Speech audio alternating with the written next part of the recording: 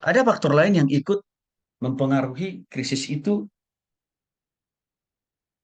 muncul karena masalah pemahaman dan pengetahuan Alkitab kita yang rendah. Maka saya berharap banyak Bapak Ibu, dengan semakin banyak Alkitab yang kita pelajari, waktu kita belajar di STT ini, itu harus memperkuat, memperdalam, memperteguh, meningkatkan daya tahan pengetahuan kita makin bertambah dalam pengharapan kita kepada Tuhan, dan juga penyerahan total kita kepada Tuhan. Maka salah 1 Tesalonika 5, 16-18, meminta syukur dalam segala hal. Sebab itulah yang dikehendaki Allah di dalam Yesus Kristus bagimu. Waktu Paulus menuliskan surat ini, tidak dalam keadaan tanpa krisis. Tapi Paulus sedang menghadapi berbagai episode-episode krisis. Tapi dia tetap kuat. Tapi dia tak menaruh iman dan pengharapannya kepada Tuhan. Dia tak berpikir positif sama Tuhan. Maka untuk itulah dia berani berkata, mengucap syukurlah dalam segala hal. Artinya apa? Tetaplah kita berpikir positif. Jangan marah sama Tuhan. Jangan menghujat, jangan mempersalahkan Tuhan. Waktu krisis itu datang. Tapi yakinlah, Tuhan penolong yang terbaik pasti memampukan kita menghadapi. Ya, jadi sekali lagi, pengetahuan Alkitab kita yang semakin bertambah, ini memberikan insentif, masukan, ya, pemahaman, pengetahuan kita makin kuat menghadapi krisis. Perlu jaringan penopang.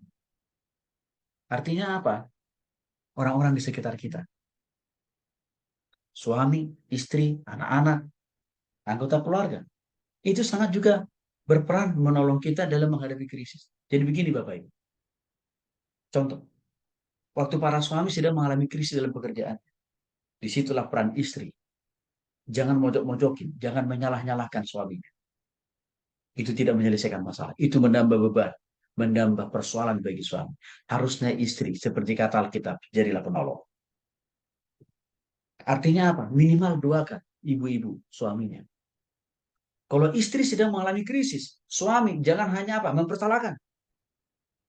Ambil alih masalahnya. Berikan saran dan masukan. Minimal paling rendah. Doakan dia.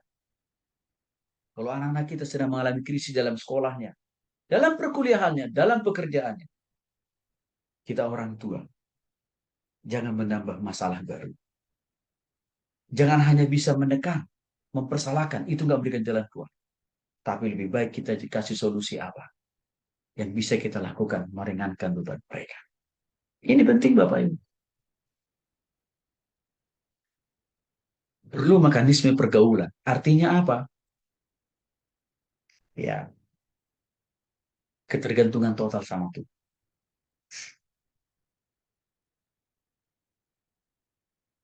Kita butuh kuasa Tuhan, pertolongan Tuhan. Seperti dikatakan dalam Filipi pasal 4 ayat 13, segala perkara dapat kutanggung, saya sudah singgung tadi ini. Karena Tuhan pasti memberikan kita kekuatan. Mekanisme pergaulan dengan Tuhan, persekutuan dengan Tuhan, keintiman dengan Tuhan, sangat menentukan bagaimana bisa tetap kita kuat menghadapi krisis itu. Yang keempat, pengaruh waktu, artinya saat terjadi peristiwa pemicu krisis itu. Ya, jangan biarkan krisis itu berlama-lama menguasai, mengendalikan kita. Tapi mari kita hadapi. Ambil langkah, ambil keputusan. Waktu masalah tantangan itu datang, jangan berdiam diri. Ambil tindakan. Kalau itu masalah sakit penyakit, saya sudah singgung tadi. Cari dokter. Kalau itu masalah kehidupan rohani, cari hamba Tuhan. Kalau itu misalkan masalah pantangan yang tidak boleh kita makan, tidak boleh kita konsumsi, kita bertobat. Jangan lagi memasukkan makanan dan minuman yang tidak membangun untuk tubuh kita sendiri. Karena ada tipe orang, Bapak, Ibu udah tahu dia sakit penyakitnya. Karena dari makanan dan minuman yang tidak sehat. Tapi masih ngegas terus. Masih terus makan yang tidak sehat. Apa yang terjadi? Ya sakit itu terus menerus. Bahkan makin bertambah-tambah. Artinya apa? Yang menyebabkan krisis itu tidak pernah henti-hentinya siapa? Ya dirinya bahkan Bapak Ibu. Maka untuk itu dikatakan, di sini ambil keputusan. Kalaupun Tuhan izinkan itu sebagai bagian daripada pencobaan dari simbolis. Ketahuilah Bapak Ibu satu. Korintus 10 ayat 13. Pencobaan-pencobaan yang kamu alami adalah pencobaan-pencobaan biasa yang tidak melebihi kekuatan manusia. Sebab Allah setia dan karena ia tidak akan membiarkan kamu dicobai melampaui kekuatanmu. Ada kalanya krisis itu datang karena pencobaan dari sibolis, Bapak Ibu. Seperti pencobaan dilakukan oleh iblis kepada Ayub, kan?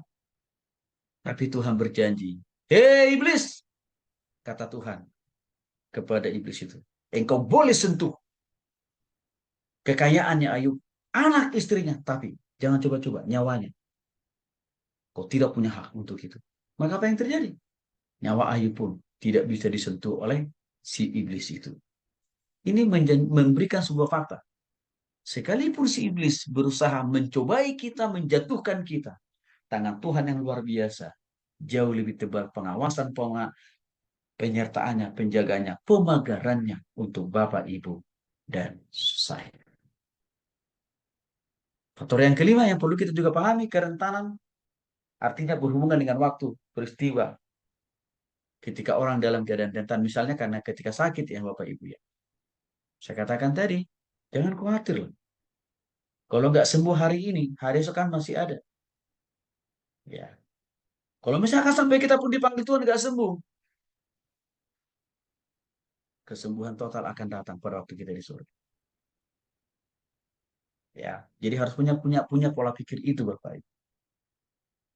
Perlu kita menyadari adanya perubahan hidup yang dialami sebagai krisis. Ya, ini bicara masalah penyesuaian diri Bapak Ibu ya. Maka dikatakan Roma pasal 12 ayat 2, kita harus berubah. Ya. Jadi misalkan waktu Bapak Ibu ada di sebuah lingkungan yang baru, tempat pekerjaan yang baru, menggembalakan jemaat yang baru, supaya kita tidak mengalami badai masalah persoalan di sana, benturan, konflik yang melahirkan krisis. Kenapa kita tidak sama-sama berubah, beradaptasi, memahami dan mengerti kondisi jemaat? Kan jauh lebih baik.